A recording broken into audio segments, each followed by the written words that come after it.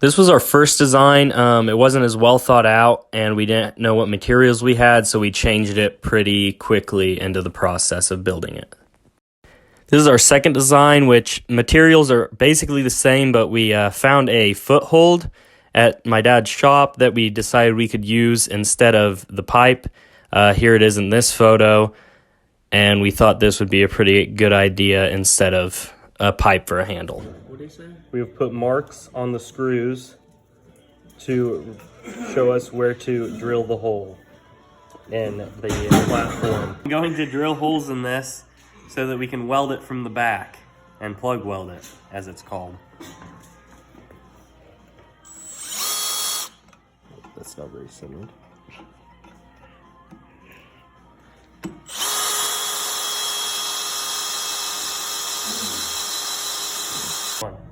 There are now holes in the metal, and we're going to sand the back so there are not sharp edges on it.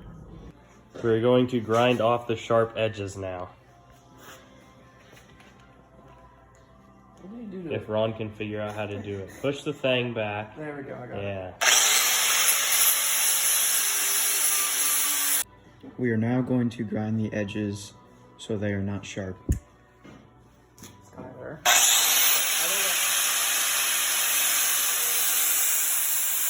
Now you can see that the edges are smooth so they will not cut you. At this point, we realized with the metal platform, we wouldn't have enough exercises to do with our piece of equipment. So we changed it back to what we had in the beginning with the pipe. We're not using the platform design anymore because we wanted it to be more handheld. So we'll still be able to use it as a floor machine. We're cutting this pipe into. We're cutting this pipe into two parts so we can use this as a handhold and a foothold, and it will be more mobile. We have come to the conclusion and discussed that we should make each handle around or at 10 inches long, because that will give you the most or the best amount of space for your hands and your feet if you're using it as a foothold, as well as containing the most space and keeping it less or more compact. Marked it at 10 inches, so now we're going to cut it.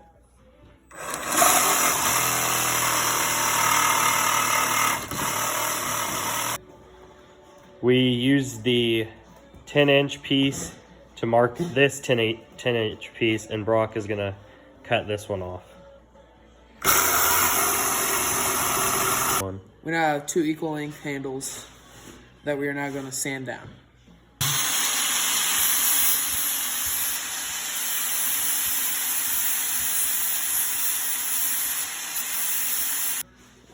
We're going to mark this pipe / handle so we know where to grind it when we weld it.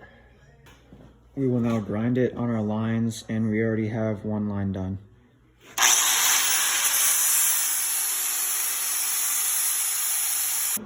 Now we're going to start the welding of the handle. The welding will reinforce it so that the handle does not come off. Here's our weld that we made, and we are now going to show how sturdy it is.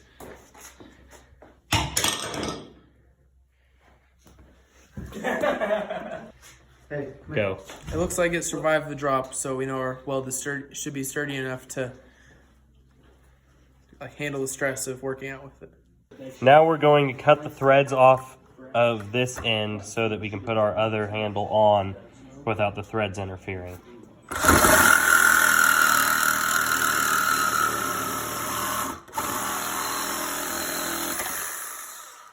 Good job. We're going to drill a hole right here in the middle of our other pipe so that it can go fit right down on this and be welded on, so it's nice and sturdy, just like the other end.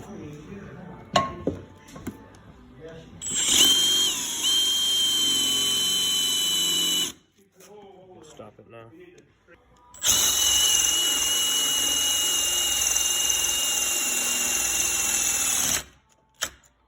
We ground down this side of the workout machine because we wanted it to stick better, just like the other side When we weld it. when we weld. After drilling it, our bar fits in our peg perfectly. Brock is now going to grind around our peg so the weld sticks better, and the end so it's not as sharp.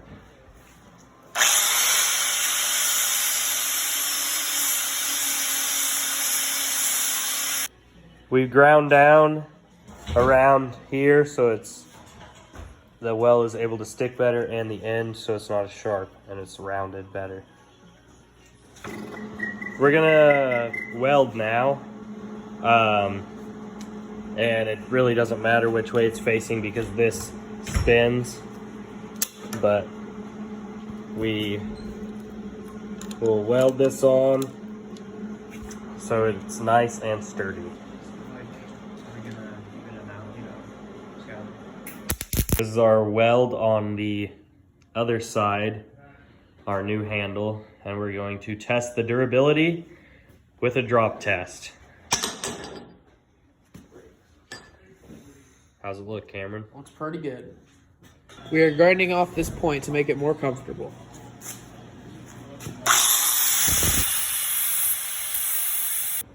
This is basically our finished project. We just have to make it more aesthetically pleasing and test it. It needs to be ground down, so down to bare metal so that the paint will stick to it. Using spray paint, we painted this workout machine to have a Saki red and black theme. We will add this hand or grip tape so that the handles are more comfortable. One handle done, second handle done, and handle 3 and 4 wrapped. We will now demonstrate the ways you can use our workout equipment. For our first exercise, it will use your back, especially the lower back.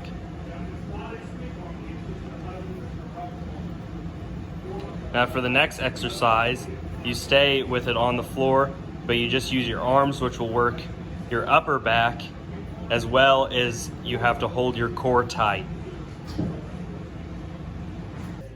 These ones are a little bit more uncomfortable, and they work your upper back and shoulders.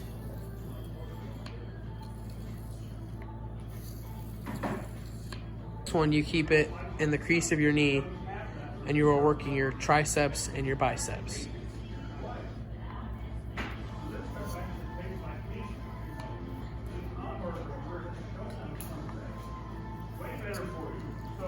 Exercise uses your inner quad.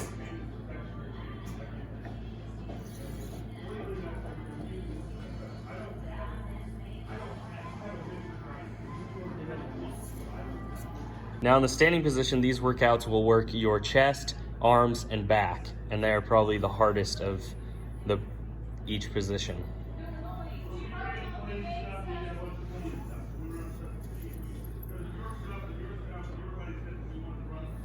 They also put a lot of stress on the elbow joints, which is one flaw.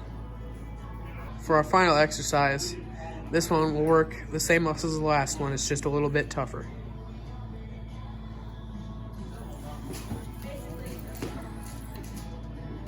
Sadly, Brock was unable to make it today due to the rough road conditions, ice, and his 2-wheel drive car.